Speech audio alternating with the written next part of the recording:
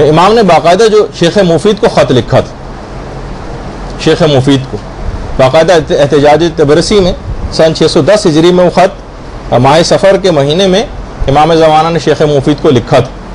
تو باقاعدہ اس کے اندر یہ جملہ تھا کہ ہم تمہاری نسبت اہمال نہیں کرتے، یعنی بے توجہی نہیں کرتے. کبھی مت سمجھنا کہ ہم تمہاری چیزوں سے بے توجہ. دیکھیں اہمال میں اور ترک میں ایک فرق ہوتا، یعنی مقصد ہے اس جملے کا یہ کہ اگر تم نے رعایت نہیں کی یعنی ہمارے حقوق کی، تو اہمال ہماری طرف سے نہیں ہوگا، تمہاری طرف سے ہوگا. یعنی یہ بے توجہی اصل میں تمہاری طرف سے ہے، ہماری طرف سے نہیں. اور ولا ناسینا لذکرکم، اور ہم تمہاری یاد سے غافل نہیں، ہم بھلائے ہوئے نہیں ہیں تم کو. یہ تمام شیعوں سے ایک لحاظ سے خطاب کیا. دینی طالب علموں کے لیے ان کے اعمال کے اور افعال کے شاہد و ناظر. امام خصوصی دلچسپی رکھتے ہیں آپ کے اندر، پوری دنیا کے حالات سے ویسے واقف ہیں، تمام شیعوں کے حالات سے بالخصوص واقف ہیں. شیعوں میں بھی علماء کے حالات میں بہت زیادہ دلچسپی رکھتے ہیں اور دینی طالب علموں کے حالات میں بہت زیادہ دلچسپی رکھتے ہیں. تو بہرحال آپ ایک خوش قسمتی ہے کہ امام کو رنجیدہ اور غمگین نہ کریں اپنے اعمال سے. وہ جو اتنا زیادہ آپ کے متعلق توجہ رکھتا ہو، اتنی دلچسپی رکھتا ہو، آپ کے اوپر عنایات اپنی بکھیرتا رہتا ہو، اس سے اتنی بے توجہی برتنا یہ بڑی جفا اور خود غرضی. تو دیکھیے صرف امام زمانہ علیہ السلام کی بات نہیں، دیگر ائمہ بھی یہ بھی آپ کے لیے غمگین ہوتے تھے. ابو بصیر کہتے ہیں کہ ہم چھٹے امام امام جعفر صادق علیہ السلام کی خدمت میں پہنچے.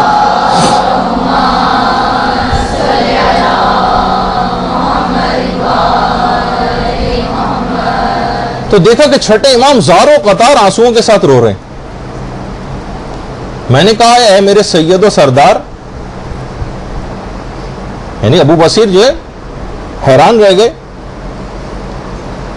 کہ اس قدر زاروں قطار امام رو رہے ہیں. اور کیا کہہ رہے ہیں امام؟ بلکہ فرما رہے ہیں اے میرے سید، تیری غیبت نے میری نیند کو غائب کر دیا. امام زمانہ کو پہلے یاد کیا اور میرے آرام اور راحت کو ختم کر کے رکھ دیا. میرے دل کا سکون اور سرور چھین لیا. اور اے میرے سید، تیری غیبت نے میری مصیبت کو دائمی بنا دیا اور تکالیف و مصائب کو مجھ پر پے در پے کر دیا. راوی حیران، ابو بصیر حیران اور پریشان، کہہ رہے ہیں فرزند رسول، خدا آپ کو ہر بلا سے محفوظ رکھے. گریے کا کون سا انداز ہے جو آپ نے اختیار کیا؟ ابو بصیر بھی حیران رہ گئے، یہ آپ کی کیسی حالت ہے؟ امام نے فرمایا میں نے آج ہی صبح کتاب جعفر کا مطالعہ کیا جس میں قیامت تک کے حالات کا تذکرہ کتاب جعفر میں، اور اس میں آخری حجت وارث پیغمبر کی غیبت کا میں نے مشاہدہ کیا ہے.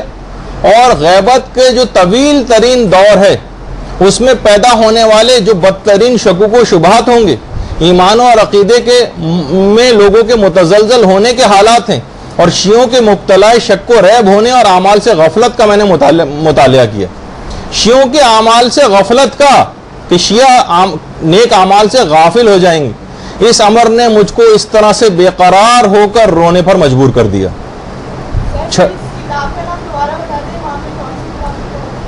نہیں، کتاب جعفر، کتاب جعفر ائمہ کو دیگر ائمہ کی طرف سے جو تبرکات ملتے تھے اس میں کتاب جعفر بھی تھی. علم جعفر جسے کہا جائے، آج کل جو بھی علم ہے لوگوں کے پاس علم جعفر، یہ مکمل علم نہیں، مکمل علم نہیں. امام کے پاس علم جعفر اصل میں علم امامت کا ایک حصہ ہے.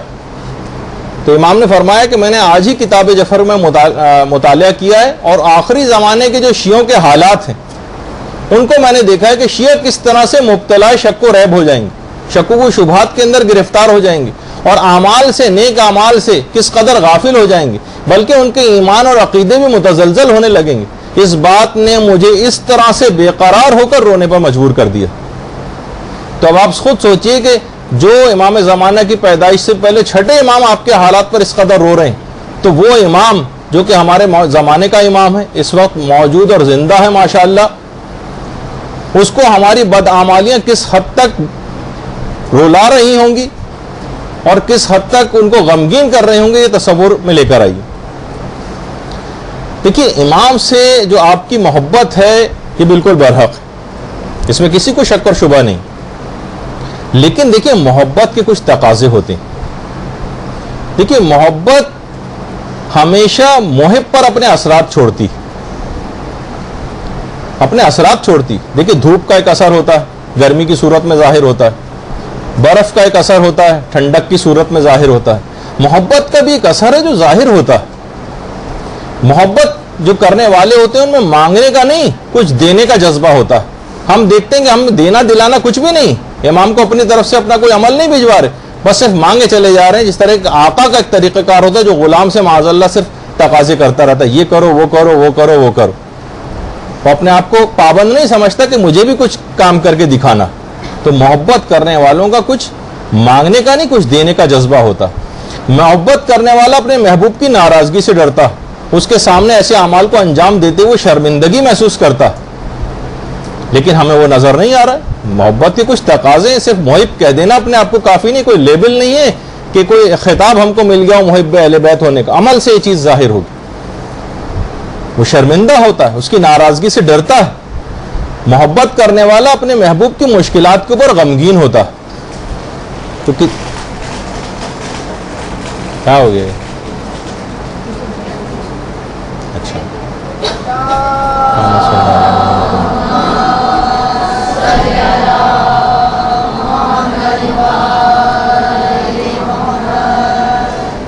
تو ان کی مشکلات پر وہ غمگین ہوتا. محبت کرنے والا اپنے محبوب کی زیارت کا مشتاق ہوتا ہے, وہ انتظار کرتا ہے اس سے ملنے کے لیے. یہاں پہ ہمیں کوئی انتظار کرتا نہیں نظر آ رہا.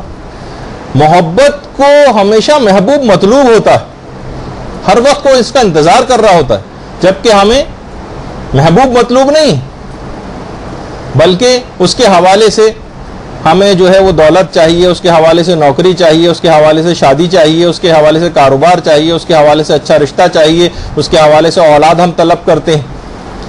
خود وہ مطلوب نہیں ہوتا, اس کے حوالے سے دنیاوی چیزیں مطلوب ہوتی ہیں.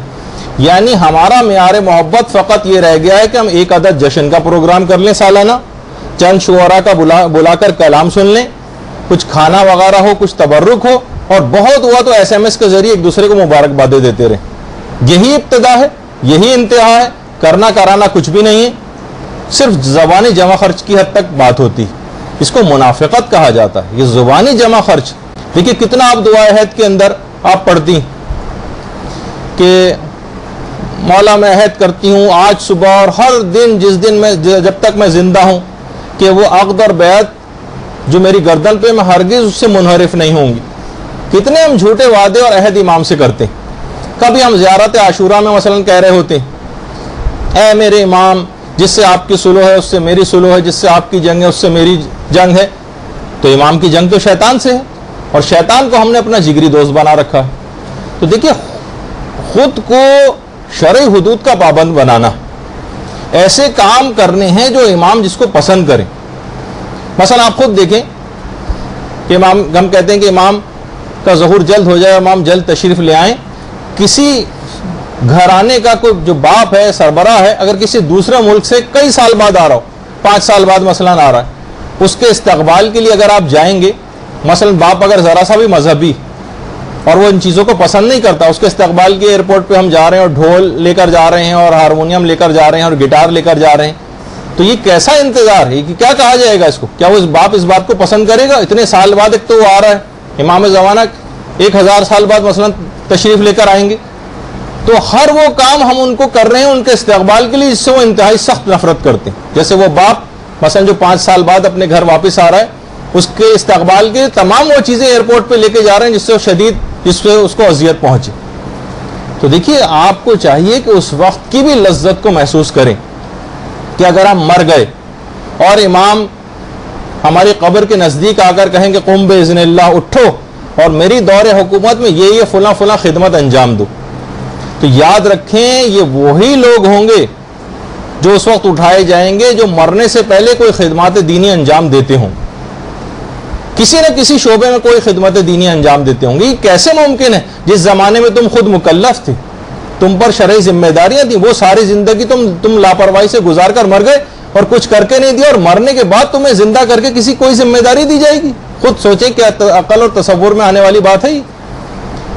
ہم تو کہہ رہے ہیں کہ مولا یعنی ہم تو اپنی ذمہ داری جو ہے پوری کر دیتے ہیں ولادت پہ SMS بھیج کر, چند لوگوں کو بلا کر مثلا جشن منا کر. میں ان کے خلاف بات نہیں کر رہا, جشن منانے چاہیے. ابھی تو ہم نے کہا کہ بزم دعا کا انعقاد ضروری ہے, امام کا تذکرہ ہو, لیکن بات فقط وہیں تک نہ رہ جائے. یہ تو صرف ہم اپنی دل بستگی کے لیے ایک کام کر لیتے ہیں, باقی پورے سال کیا کرنا ہے یہ ہم نہیں اس کو سمجھ رہے ہوتے. برحمتک یا ارحم الراحمین وصلی اللہ علی محمد و